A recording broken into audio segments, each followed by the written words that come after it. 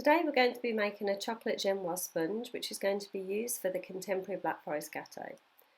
We're going to spray the cake ring to make sure that the sponge does not stick to the sides once baked. Make sure that you have a preheated oven to 180 degrees Celsius. Place the eggs and the sugar into a machine bowl and we will whisk those to savion when we're ready a little bit later. Prepare the rest of the ingredients such as the cake flour, cocoa powder and corn flour and sift it twice so that it's nicely aerated and there's no lumps. Whisk the eggs and sugar over a bain-marie up until 45 degrees Celsius is reached. Do not overheat or boil the water because this will cook the eggs. We're not trying to kill bacteria here, we're just trying to make the savion be lighter, create more air bubbles, and also makes it easier to fold in the flour. Once we've done this by hand, we'll then place it onto the machine and the machine will take it up to ribbon stage. Check your temperature using a thermometer so that you know that you haven't cooked the eggs and gone too far. Now the egg is at the correct temperature, you can see that it is not overcooked because we continuously whisked whilst it was over the heat. We now use the whisk attachment on the machine bowl. Make sure the whisk is securely attached. Once the whisk is in place, put on the guard and make sure that it's going to connect with the safety guard. Put the arms into the side to secure the bowl. Always stop machine at number 1 to check that everything is in place. Stop the machine before changing gear to number 3 and whisk to a savion until it comes to ribbon stage. Whisking the savion will aerate it, which will increase the volume until it becomes to ribbon stage. We're also going to melt the butter without overheating it because if it's too hot it will cook the eggs when added. When the savion looks like it's at ribbon stage, stop the machine and check by using the whisk. We lift the whisk out of the mixture and we let the mixture drop and form a pattern on the surface. If the pattern holds for at least 30 seconds, then the ribbon stage is achieved.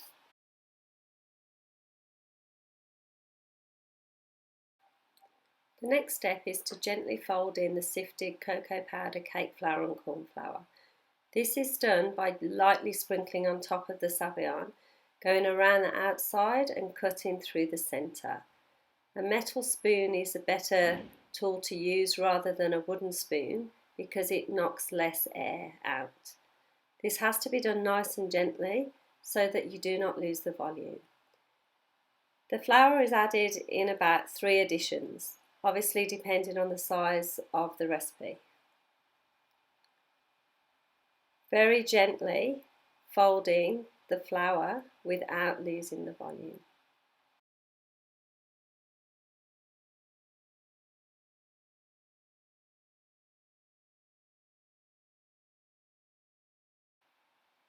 When adding the last part of the flour, we fold over with the spoon and cut through the middle to ensure that there are no air pockets that have trapped dry flour, as when baked the sponge will have dry particles, which is not pleasant.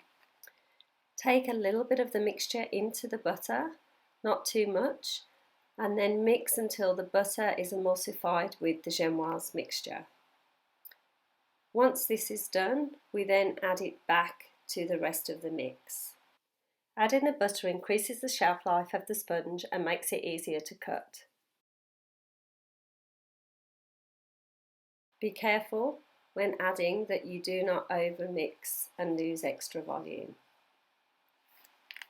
You can see in the mixing bowl not all of the flour has been completely mixed at this stage. This is to allow the butter and Genoise mixture to be blended without losing excessive volume.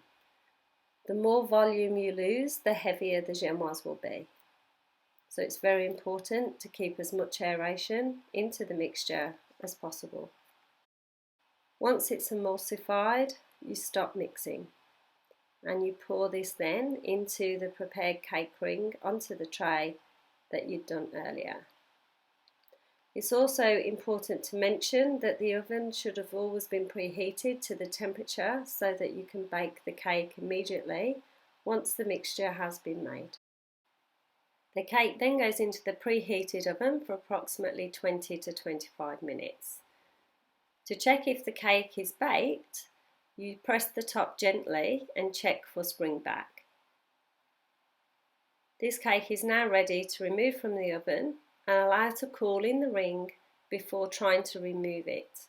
If you remove the cake ring too soon, you can damage the cake. Once the cake has been sat for about 10 minutes, gently release the cake ring. If you've sprayed it correctly, it should be released easily. If not, gently place a palette knife around the edge and try to loosen the cake ring again. You can see the sides of the sponge are still nice and tight, they've not been broken, which will be easier for you to cut later. Carefully place the sponge onto the wire rack and remove the paper so that the sponge does not sweat and go soggy. This now needs to cool down until completely cold.